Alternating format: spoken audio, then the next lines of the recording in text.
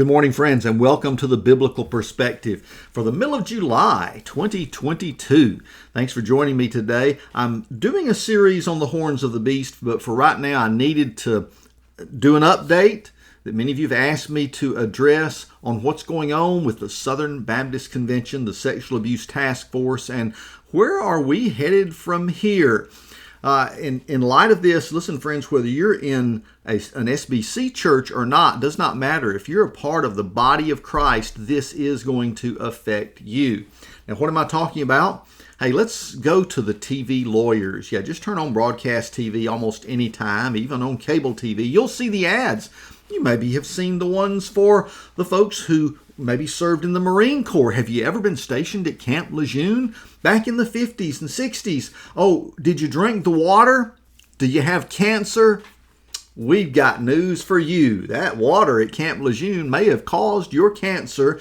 Give our attorneys a call. It's free. Don't worry, you won't get charged anything unless we win money for you. There's a fund, there's a class action lawsuit. Come on, get in on this and call now. You'll see these kind of advertisements for all kinds of things. And you've seen them for everything from the medicine you may have taken that you thought was the miracle drug years ago that now you've discovered has caused you cancer or some other adverse side effect or something else that you can now sue someone for. You call these attorneys, they're going to help you with it. It's going way past the personal injury lawyers who just say, hey, did you have a wreck? Give us a call. We'll get you fixed up. Hey, million here, million there. We can do that. Give us a call. I'm going way past that now. And if you remember what happened when the Boy Scouts of America fell into their abuse controversy, you couldn't turn on the television without seeing the attorneys that said, look, there's a deadline. Give us a call. We'll take care of that for you. Now, I know you're wondering, what's this got to do with the Southern Baptist Convention? An awful lot. Especially when I heard the story of the guy who told one of his friends, he was an older gentleman, he said, wait a minute, they're taking all the statute of limitations off this stuff. You just need to go report it. Our scoutmaster's dead from back in the 60s and 70s when we were a scout. Let's just tell him he abused us. See if we can get some dough out of this, huh? Would people do something like that? Do I have to even get you to answer that question? Oh, listen, friends, we live in troubling times. And what we have done to release the sharks into the water who smell blood, and that's many of the attorney. Look, I've got many attorney friends that are good, solid people, God-fearing, Christ-loving attorneys.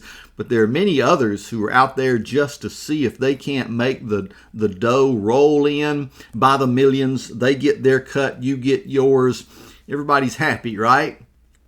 What's this got to do with the Southern Baptist Convention? We've just unleashed the whirlwind as far as, first of all, becoming unequally yoked with unbelievers. One of those groups is Guidepost Solutions. No, friends, it has nothing to do with the Guidepost devotionals. Guidepost Solutions is a Madison Avenue company that I'll say we, because I'm a Southern Baptist pastor in a Southern Baptist church, although I wouldn't have approved it. We called these people up and said, come solve this problem for us. We need someone to investigate us. And we took an unbelieving company that professes its gay pride and all kinds of other things, and we brought them in to give us a report by a deadline with less than a year to do it. We were going to pay them money. We ended up, as I predicted, paying them more than we originally contracted for. Over $2 million went to Guidepost to bring us a report that, looks very comprehensive here. You got like 288 pages. I mean, they did a job, didn't they? Yeah, they did. And as you read the report, you'll find problems, you'll find falsehoods, you'll find misnomers, you'll find a misunderstanding of how Baptist life works. And yet this was presented to our convention in Anaheim, California about a month ago.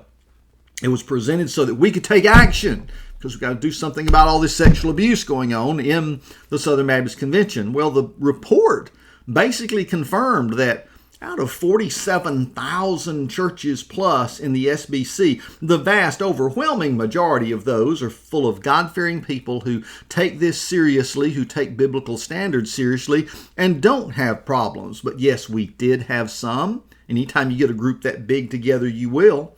We did have some who had managed to get into leadership in our convention, who not only have either been a part of some kind of sexual abuse situation themselves, or they tried to cover one up.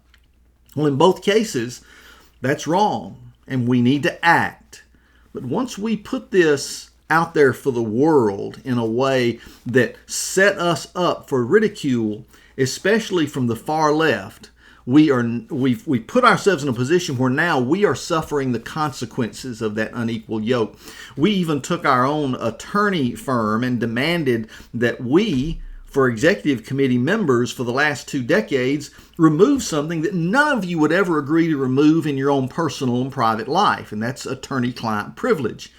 What's that got to do with it? What did that have to do with the investigation? I don't know, but somehow or the other, we talked messengers into believing that the previous year at Nashville, to the point where they voted to do this, not without some dissenting voices, but when they did, our own attorney firm said, this is unethical, it's not right, and we can't keep serving under these conditions. And what did we do? We hired a new attorney firm who immediately this year in June, when Gay Pride Month came around, demonstrated their value system is not in line with the Southern Baptist Convention. So we've had that happen with both of these groups we have somehow yoked ourselves together with, and we're expecting something good to come out of it. Well, what has come out of it? Go run a search. If you don't use Google anymore, you're against that. Hey, use whatever you got. Use DuckDuckGo, Brave, pull up Mozilla, whatever you use for your search engine. Just go search Southern Baptist sexual abuse. See what pops up. The first thing will be ads. And those ads are like those late night TV ads we were talking about. I can't wait. This is going to be on TV before it's over with. And what is it going to say? Just the same thing that these search ads say. Report Southern Baptist abuse. Here's our 800 number. Call. Sign up. Start the process of beginning a claim to get compensation. Fast and easy. These are actual quotes I'm reading from some of these sites. Hey, you may have a claim. Southern Baptist sex abuse. Here's our 800 number. There's a southernbaptistsexualabuse.com. Then there's that same line, but just put hyphens in between the words. There's another one that says stopbaptistpredators.com. It's creating a whole industry around this. Law firms saying that, look, if you're a victim of sexual assault, and one does this, quote, if you're a victim of sexual assault at the hands of the Southern Baptist Church, that tells you immediately these folks aren't Baptists. They don't know a thing about how we operate because there's no such thing as the Southern Baptist Church. They apparently have a Catholic viewpoint of things, a denomination that's run from the top, as the Roman Catholic Church is from Rome. There is no Southern Baptist Church. There are only churches who are Baptist in theology and practice who join together, and only 2 days a year does the Southern Baptist Convention actually exist. During those 2 days that we meet annually, we join together for the purposes of missions, seminaries, and doing ministry work together. That's the only reason these independent, autonomous churches ever join together for anything. And they do it from local levels through Baptist associations all the way up to a national level with the SBC. But there is no Southern Baptist Church that controls these things, and there is no one at the executive committee that controls who your church will call as a pastor or fire because of something that they have done. They have no control over you. Now, with that thought in mind, you've got attorneys that are saying, yeah, but we can sue the Southern Baptist Convention if something has happened to you in a Southern Baptist church, because that means, hey, there's money available there. Now, these particular sites say things like, look, meet our attorneys. There's free legal consultation. You pay nothing unless we win. This is what's going all around the country right now. The other thing you're experiencing is news articles, or I should say so-called, almost fake news articles from the far left-wing news media that's presenting the thought that Southern Baptist churches are just places where sexual abusers can hide. They don't pay attention to any of these people. And if folks come out and they're criminals and they want to abuse children or youth or you as a woman, then they're going to hide out in a Southern Baptist church. My friends, that's just a lie. That's not true of Southern Baptist churches in general. It may have been true of some. And yes, in the cases where that's discovered, those churches need to do something about it. But does the Southern Baptist Convention do something about it? You know, from far off Nashville, some little group of folks meeting within an executive committee, can they do something about it? No, actually they can't. They can only respond way down the line after they've heard something. They might can say, wait a minute, you've actually called a sexual predator as pastor of your church. Well, then we can dismiss your church from the convention. We don't want to cooperate with you. But it's not like you can control what that church does. All of these churches are independent. They're autonomous. They do their own thing. Well, in light of all of that, friends, as I predicted in the beginning, this is not the end. Anaheim was not the end. It is just the beginning. And we're going to be suffering these effects of being unequally yoked with unbelievers through these organizations we've brought into our house. And you folks that keep trying to defend them saying, well, we didn't have anybody that could do that. We had to go to Guidepost. No, we didn't have to go to Guidepost. We could have gone back to our convention and said, we are looking for a Christian firm with Christian standards that can handle this for us. And right now, we've not been able to do that. And it might be because we removed some of the basic standards for doing a proper legal investigation, and no one would take that on, except for, a good multinational conglomerate like Guidepost, who, yes, did find out how to milk over $2 million out of the SBC and yet parade it as if, we gave you big discounts for this. Look, I'm sorry. I've seen you talk about that, committee. Give me a break. This is a common practice with these kind of corporations, that they pump up what they say it costs for them to do something like this and then say, but wait a minute, we're going to give you a discount. We really feel for you in your situation. So we're going to knock a few $100,000 off our bill, even though our bill is exceeding what you said you'd pay us in the beginning. Yeah. That's where we are as the Southern Baptist Convention. And I know from having lunch with several of you pastors that keep calling me up and wanting to get together and talk about this, that it's a problem for you personally, but also for how you're going to talk about this in front of your church. This is something that we didn't want to be talking about in our pastors' conferences and our get-togethers. We've got bigger fish to fry, but now it's been laid at our doorstep and we've got to deal with it.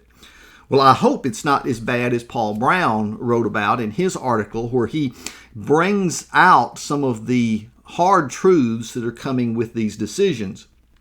Now, he wrote this just before all of it came to light at the convention, but he talks about, number one, our Credentials Committee, by saying the Credentials Committee is responsible for investigating matters related to a church's qualifications to be part of the SBC. In recent times, churches and local associations have been removed for issues related to the acceptance of homosexuality and other cultural downgrades that violate the Baptist faith and message. Now, Guidepost would like to remake the committee so that its primary focus is on sexual abuse rather than doctrinal fidelity. This includes social engineering of the committee's makeup to increase the representation of women and the social science practitioners.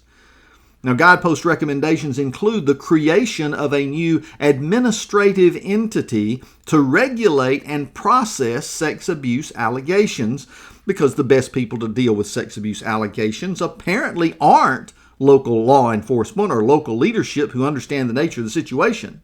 Inevitably, such a bureaucracy will infringe on the autonomy of local churches. Guidepost doesn't just want the SBC to establish a bureaucracy using the normal 2-year procedure that the SBC normally follows to create a new entity. Instead, the consultant agency recommends that the SBC create this bureaucracy right now. And we have obliged, it looks like, using the June convention, using Bylaw 25 to bypass the normal process that would be used to critically think out such an undertaking before rashly moving forward, and Go ahead, let's get this ball rolling. Why? Because we need to show the world that we are responding to this problem. Well, my friends, I think that you need to show God how you're responding to this problem first and foremost. And then secondly, you need to be responsible to the members of your churches to show them how you're responding to this properly and in such a way that just doesn't assume they're going to just keep throwing money in your coffers if you show that you don't know how to spend it. Now listen to this. One registry proposed for both convicted and accused. The biblical standard for accusations against an elder requires 2 or 3 witnesses from 1 Timothy 5:19. But Guidepost would actually like the newly created sex abuse bureaucracy to lump those convicted together with those who've been credibly accused in an offender blacklist. Credible is defined as not manifestly false or frivolous, meaning that the burden of proof is on those who are accused to prove beyond a shadow of a doubt that the accusation is false. The list would also include those who aided and abetted in the cover-up of such conduct, which means that all of the conservative executive committee members who resigned in protest would also likely be a target of the blacklist. The system would publicly be accessible, meaning that those individuals who are credibly accused but not convicted would receive the same treatment within the SBC as a convicted sex offender. The Me Too movement took the standards of determining guilt and innocence and turned them on their head. Now this movement is on the doorstep of the SBC in the form of the Church Too movement, and proponents of the movement are rejoicing at the Guidepost report. They can't wait to dance on the grave of the SBC. Now, the biggest problem, the thing that's going to cause people to start calling up those attorneys, is the establishment of a sex abuse compensation slush fund. The executive committee used critical theory, Paul writes, to redefine sexual abuse, making the case that grown women in consensual affairs could be considered sex abuse victims. With that precedent set, Guidepost recommends that the SBC set up a Survivor Compensation Fund program. That would be funded by the cooperative program, of course. The liquidation of SBC assets might be necessary to fund it. And, of course, a special giving drive that might even resemble, not my words, Paul Brown's, might resemble the Annie Armstrong or Lottie Moon offerings. Now, pastors, tell me how popular that would be in your church if you said, we've got to take up a special offering to deal with this situation that hasn't happened in our church. We're going to pay for somebody else's faults that may be halfway across the country. It's our responsibility to pick up the tab. Really? Guidepost understands that this move will be very costly. The cooperative program will likely become a black hole for the cooperative giving of the convention. The consultant agency would also like local churches to add sex abuse prevention as a line item in their annual budgets. How do you propose to control that? You can't. A local church decides its own budget, and within our budget, we, for example, every time we have someone that wants to serve in any way with our church, whether they're a deacon, they're working with children or youth, they go through a criminal background check.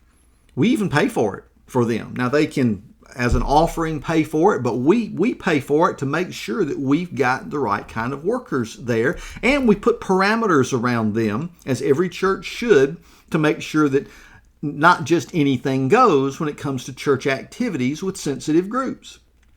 That's something that every church needs to be responsible for. But how's the convention going to be responsible for it? Well, we're going to just put together this slush fund to start paying people. Guidepost proposes that an independent fund administrator or special master be appointed to administer the fund, Paul Brown writes, meaning that the final say on who receives money from the sex abuse fund wouldn't be in the hands of a jury, local church, or an elected SBC official, but rather an appointed bureaucrat. If that doesn't ring your bell, I don't know what does.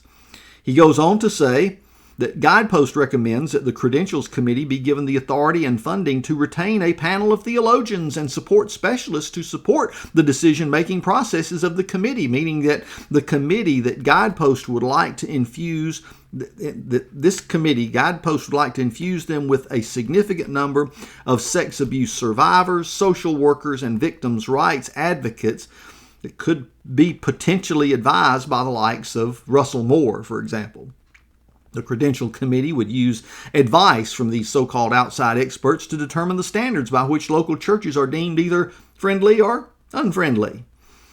Now, while many of its local church recommendations are excellent, Guidepost's recommended standards for cooperation would also require churches to fire anyone who's listed in the offender information system, which would include, remember, those who could not disprove an accusation but were never charged with a crime.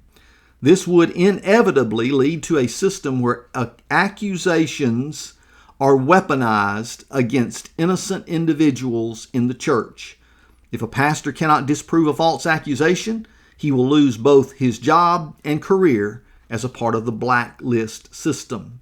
He goes on to have an entire paragraph where he talks about how they want you to receive anonymous accusations against some of these people. Really? As this article goes on, it's scary to see where we might be going in the convention if some of these things are fully followed. You know, you can almost see the scenario where someone doesn't like even your theology, or they don't like your position or a stand that you took in the church, or someone that is far in your past who could then just call up and say, you know, so-and-so was my youth minister 35 years ago, or was my choir director 40 years ago, and they abused me. You have to listen to me. And once that accusation is made, even if there's no evidence for it, there's no credible witness to come forward to confirm it, you've got a person who may have been called by God to serve a church, serve a ministry, serve as a missionary, who now is sent home and maybe set up for a situation where they might be sent to jail. This is what we've done in the Southern Baptist Convention. Do you think I'm overstating this? Do you think these people ringing the warning bells are just sounding the alarm for nothing? Go back and look at all the ads after your Google search, okay? And just see what some people are proposing and trying to get you to jump on this bandwagon. They're trying to get you to jump on to start revealing what's been going on in Southern Baptist churches. Now, what we have discovered from the report is that Southern Baptist churches are overwhelmingly trustworthy, overwhelmingly filled with good, godly people that want to do the right thing. And when that exception comes, then friends, if it happens at your church, you don't try to cover it up. You don't get out the shovel and start digging a hole. No, you call the sheriff. You call the police. You make them accountable. If they're on staff, if they're employed by you, and a credible accusation is made, then you dismiss them immediately. If there needs to be time where that person, where the challenge is made, whether or not it's real or not, whether the accusation needs to be proven and they're denying it, then you at least must remove them from that position of responsibility until they're cleared. Friends, these are not unreasonable, and no, they are not uncommon reactions. It's what we all should be doing. What did we find out from that? Oh, that great secret report that all the left-wing media is saying the executive committee had. Oh my goodness, this is terrible stuff. I've got it right here. Matter of fact, my assistant put a title on this notebook full of the hundreds of pages of documentation that our executive committee had. And actually, the title isn't exactly accurate. Again, this is a title my assistant put on it. Database of convictions / allegations of sex crimes of SBC pastors, ministers, deacons, and volunteers from the 1980s to 2022. Because as I go through these, in the first couple of pages, you immediately note, as the far right column says, where were these people? What kind of church were they in? You'll find they're in non-denominational churches, but maybe at some time in the past worked for Baptists.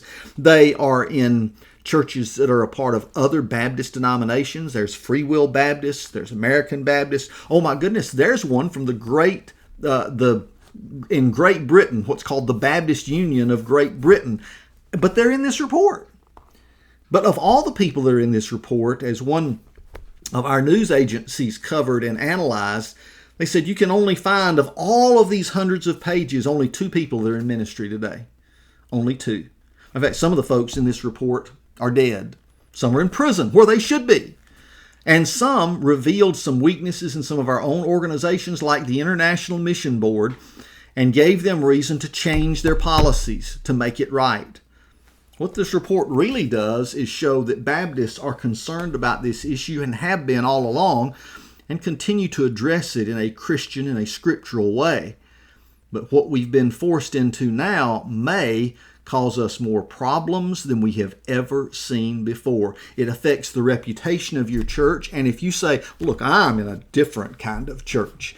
Our church is non-denominational, or our church is a Baptist church, but it's an independent Baptist church. That's okay. There are independent Baptists in this report too. Oh, it doesn't affect us. Oh, yes, it affects everybody, because the way the left-wing media presents this, they're trying to say Christians are hypocrites. Churches are dangerous places. Churches are the places that you don't want to go, because hiding in their halls are sexual abusers and predators just waiting to come after you and your children. This is something we're going to have to face and deal with every single day from here on out. You think it's getting better? Read recently an article, and I'm not going to go into the article in depth today, but basically asked this question: are you ready to live in a society where Christians are hated?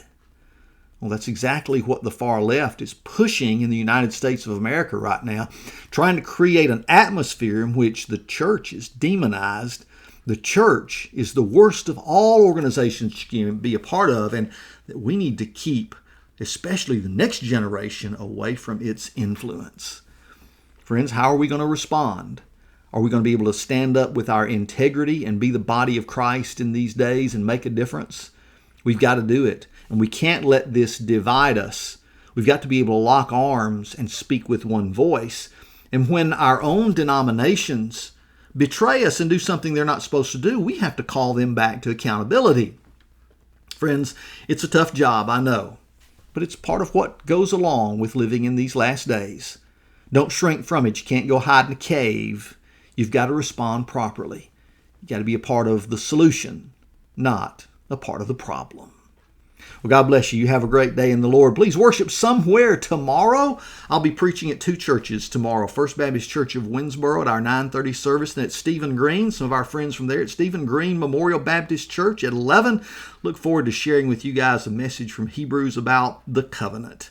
We'll share together, and wherever you are, worship with some of God's people. Don't let the world scare you off from being a part of the body of Christ. It's still the best place you can be in these days. God bless you.